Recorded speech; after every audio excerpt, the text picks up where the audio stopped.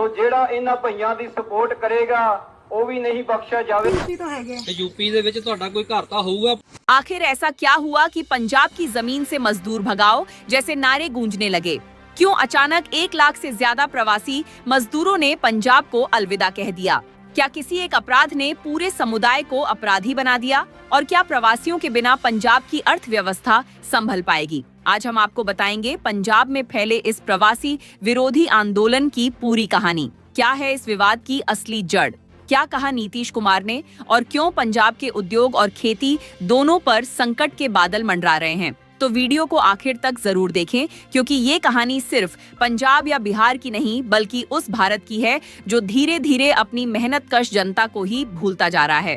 Video को like करें, channel को सब्सक्राइब करें और बेल आइकन दबाएं ताकि सच्चाई की हर आवाज आप तक पहुंचती रहे। मजदूर भगाओ, पंजाब बचाओ। इन दिनों पंजाब की गलियों में यही नारा गूंज रहा है।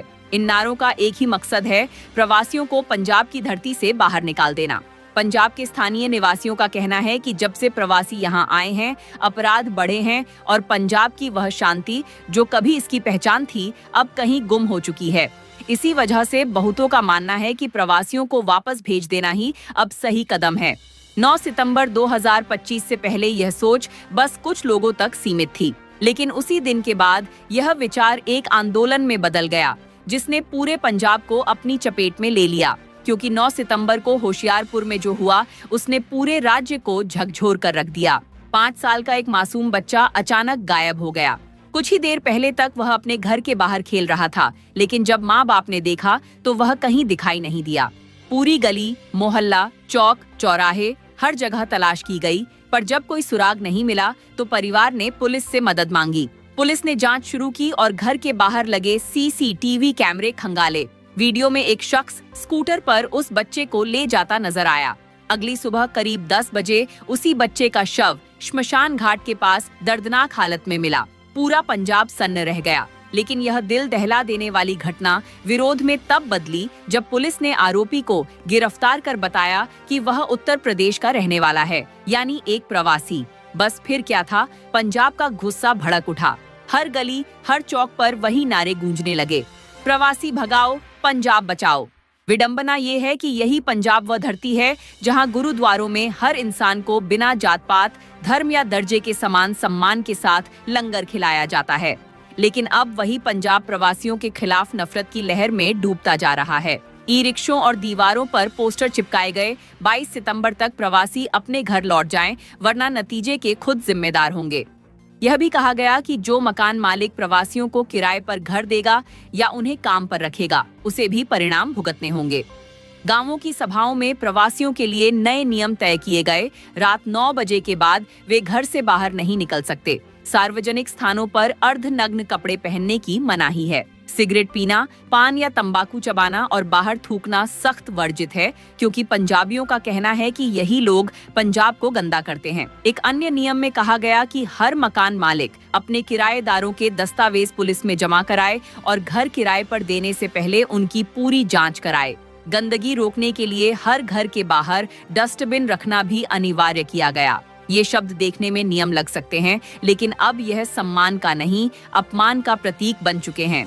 प्रवासी मजदूर सालों से इस भेदभाव को महसूस करते आ रहे हैं, मगर मजबूरी, गरीबी और परिवार की जिम्मेदारियों ने उन्हें हमेशा चुप रखा। लेकिन अब जब हालात काबू से बाहर जा चुके हैं, जब पानी सिर के ऊपर निकल चुका है, तो सवाल उठता है, क्या पंजाब की यह धरती जो कभी भाईचारे की मिसाल मानी जाती थी, अब नफरत की इस जंग में बिखरने लगी है? उन्हें खुलेआम राज्य छोड़ने की धमकियां दी जा रही हैं और हालातों के दबाव में अब वे भी मजबूर होकर अपने अपने राज्यों की ओर लौटने लगे हैं। पंजाब में जब से प्रवासी विरोधी ऐलान हुआ है, तब से भारी संख्या में मजदूर पंजाब छोड़कर अपने घरों की राह पकड़ चुके हैं। नतीजा ये हुआ कि जहां सड़कों, चौक चौराहों और फैक्ट्रियों में सन्नाटा फैल गया, वहीं बस अड्डों और रेलवे स्टेशनों पर लोगों की भीड़ उमड़ आई। रिपोर्ट्स के मुताबिक अब तक 1 लाख से ज्यादा प्रवासी, मुख्यतः बिहार, उत्तर प्रदेश और अन्य राज्यों से आए लोग पंजाब छोड़ चुके हैं। इससे पंजाब की स्थिति पहले से भी अधिक बिगड़ गई है, क्योंकि पूरे राज्य में करीब 18 लाख प्रवासी मजदूर काम करते थे, जो खेतों से लेकर कारखानों तक, दुकानों से लेकर घरों तक हर जगह अपनी मेहनत से योगदान दे रहे थे। लगभग 5 लाख एकड़ से अधिक फसलें बर्बाद हो चुकी हैं। धान, कपास और गन्ने जैसी खरीफ फसलों को भारी नुकसान पहुंचा और रब्बी की बुआई पर भी इसका गहरा असर पड़ा। किसान ही नहीं, फैक्ट्रियों और उद्योगों की हालत भी अब बिगड़ने लगी है। पंजाब के अधिकांश स्थानीय निवासी बड़े उद्योगों या व्यापार से जुड़े हैं, जबकि खेतों में काम करने वाले छोटे तबके के लोग ज्यादातर प्रवासी हैं। यानी साफ है, पंजाब की असली रीढ़ वही प्रवासी मजदूर हैं, जिनके बिना यह राज्य अधूरा है। पंजाब के प्रवासी मजदूर न केवल मेहनती होते हैं, बल्कि सामान्य तौर पर गैर आपराधिक प्रवृत्ति के भी होते हैं। यही वजह है कि उनके साथ काम करना हमेशा आसान रहता है। उद्योग जगत का मानना है कि पंजाब के असंगठित क्षेत्र में लगभग 80% मजदूर प्रवासी हैं। खेती किसानी का हाल भी कुछ ऐसा ही है। बुवाई और कटाई का ज्यादातर काम इन्हीं मजदूरों के भरोसे पूरा होता है। उद्योगपतियों और सामाजिक संगठनों ने चेतावनी दी है कि अगर प्रवासियों के खिलाफ यह माहौल यूं ही बना रहा तो राज्य के दूसरे प्रदेशों से रिश्ते भी बिगड़ सकते हैं। पंजाब से जाने वाले माल की सप्लाई रुक सकती है और निर्यात पर भी असर पड़ सकता है। यहाँ तक कि दूसरे राज्य भी अपने नागरिकों के खिलाफ इसी तरह के कदम उठा सकते हैं। असल में पंजाब के लगभग 50 लाख लोग खुद देश के अलग अलग हिस्सों और विदेशों में रोजी रोटी कमा रहे हैं।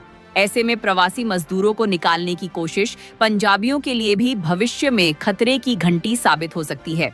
यही कारण है कि भले ही कोई भी राज्य दूसरे राज्यों के नागरिकों को बाहर निकालने का हक नहीं रखता, लेकिन पंजाब में हो रहे ये फैसले संविधान के विरुद्ध जा रहे हैं और यह राज्य के लिए गंभीर खतरा बन सकते हैं। वर्ल्ड एमएसएमई फोरम ने मुख्यमंत्री भगवंत मान से अपील की है कि इस प्रवासी विरोधी अभियान को तुरंत रोका जाए। फोरम के अध्यक्ष बतीस जिंदल ने कहा है, अगर सरकार ने जल्द कदम नहीं उठाया तो मजदूरों के साथ साथ इंडस्ट्रीज भी पंजाब से पलायन कर जाएंगी। इससे न केवल पंजाब की तरक्की पर ब्रेक लगेगा, बल्कि लाखों लोगों का रोजगार भी खतरे में पड़ जाएगा। दूसरे राज्यों का रुख भी अब पंजाब के खिलाफ होता दिख रहा है। हाल ही में बिहार के मुख्यमंत्री नीतीश कुमार ने सख्त लहजे में कहा, पंजाब में बिहार के लोगों का कितना बड़ा योगदान है ये सब जानते हैं। उन्होंने पंजाब की कितनी सेवा की है ये किसी से छिपा नहीं। फिर भी उनके साथ ऐसा व्यवहार किया जा रहा है जो सोच से परे है। उनके इस बयान से साफ झलकता है कि अब बिहार सरकार का नजरिया पंजाब के प्रति बदलने लगा है, क्योंकि किसी एक प्रवासी के अपराध की सजा पूरे समुदाय को देना न इंसाफ है न इंसानियत। जैसे हाथ की पांचों उंगलियां एक सी नहीं होती, वैसे ही हर प्रवासी की सोच भी एक जैसी नहीं होती। उत्तर प्रदेश और बिहार के लोगों ने तो खुद आगे बढ़कर कहा था कि आरोपी को सख्त से सख्त सजा मिलनी चाहिए, ताकि कोई और ऐसी घिनौनी हरकत करने की हिम्मत न जुटा सके। लेकिन प्रवासियों के इस शांत स्वभाव और सहयोग ने भी पंजाब के कुछ लोगों का नजरिया नहीं बदला। एक की गलती की सजा सबको दे दी गई और पूरे समुदाय को राज्य छोड़ने का फरमान सुना दिया गया। यह सोच अपने आप में गलत है, क्योंकि अगर यही व्यवहार विदेशों या दूसरे राज्यों में रह रहे पंजाबियों के साथ किया गया तो पंजाब को भी वही दर्द झेलना पड़ेगा जो आज बिहार और उत्तर प्रदेश के लोग महसूस कर रहे हैं।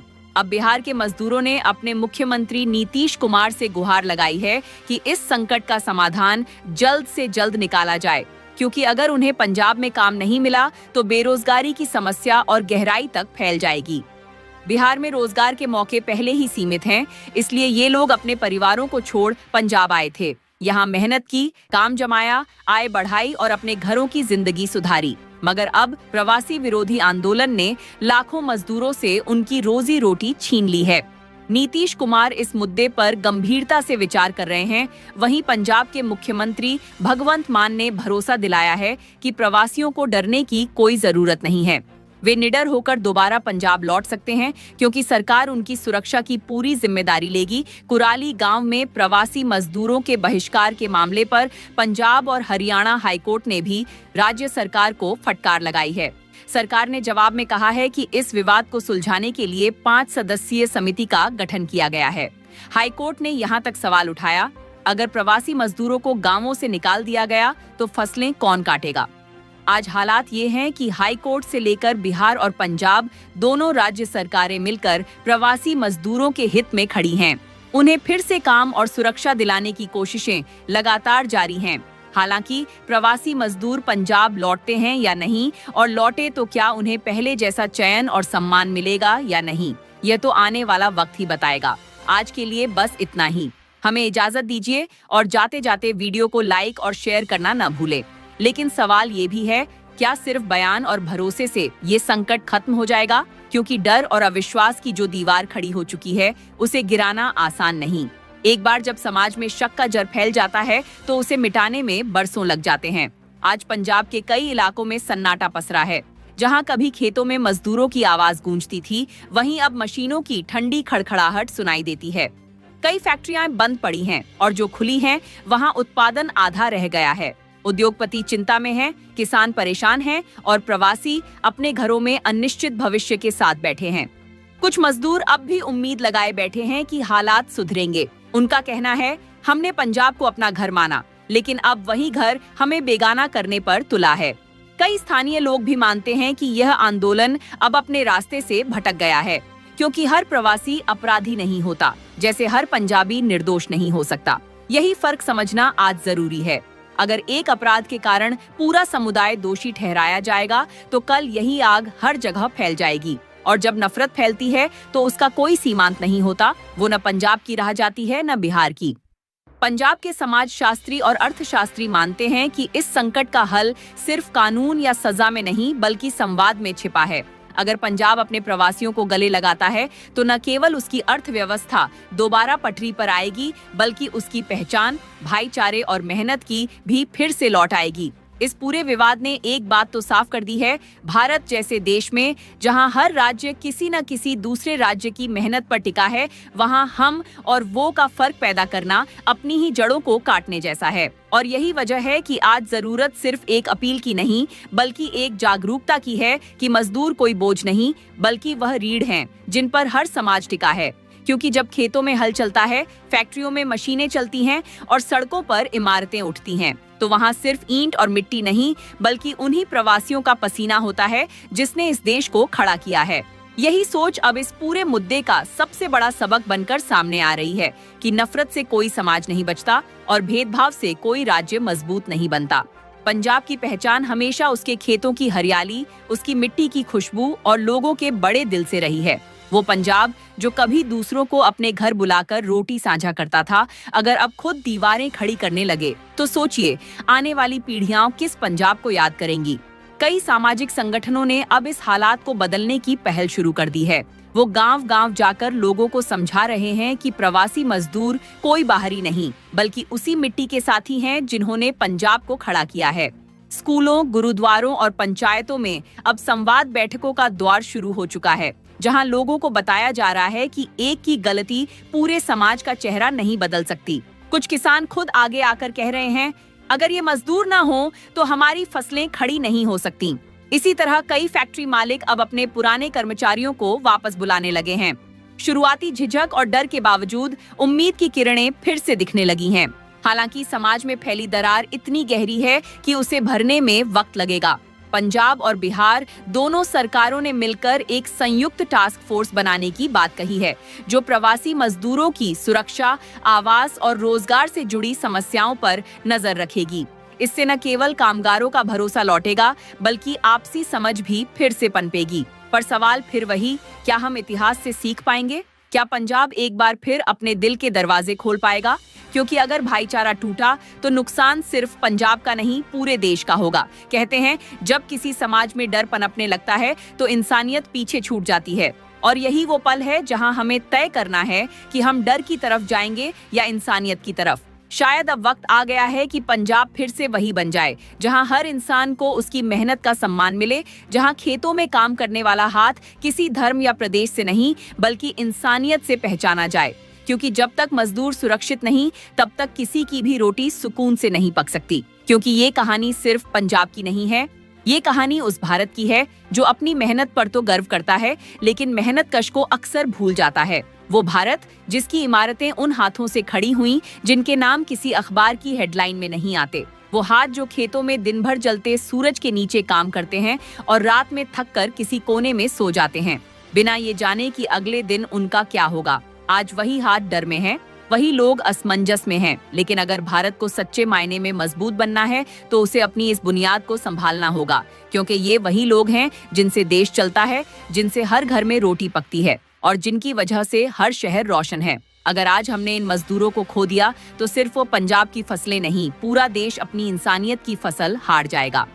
समय मांगता है कि पंजाब फिर से सोच बदले और एक बार फिर वही मिट्टी बने जो अपने खेतों की तरह दिल भी उपजाऊ रखती थी, जहां डर की नहीं भरोसे की खेती होती थी। क्योंकि जब एक समाज अपने मजदूरों को गले लगाता है तो सिर्फ काम नहीं, रिश्ता भी लौटता है, और जब रिश्ता लौटता है तो समृद्धि अपने आप आ जाती है। आज सवाल सिर्फ इतना है, क्या हम नफरत के बीज बोना जारी रखेंगे या फिर एक नई फसल उगाएंगे जिसका नाम होगा एकता। याद रखिए, कोई समाज अपनी पहचान ऊंची इमारतों से नहीं बल्कि उस इंसानियत से बनाता है जो उन इमारतों की नींव में काम करने वाले मजदूरों के साथ बढ़ती जाती है। तो आइए इस कहानी से सबक लें और वो पंजाब फिर से बसाए जहां हर इंसान को उसकी मेहनत का हक मिले, जहां कोई बाहरी न हो और जहां इंसानियत सबसे बड़ी पहचान बने। क्योंकि जब दिल मिलते हैं तभी देश बनता है।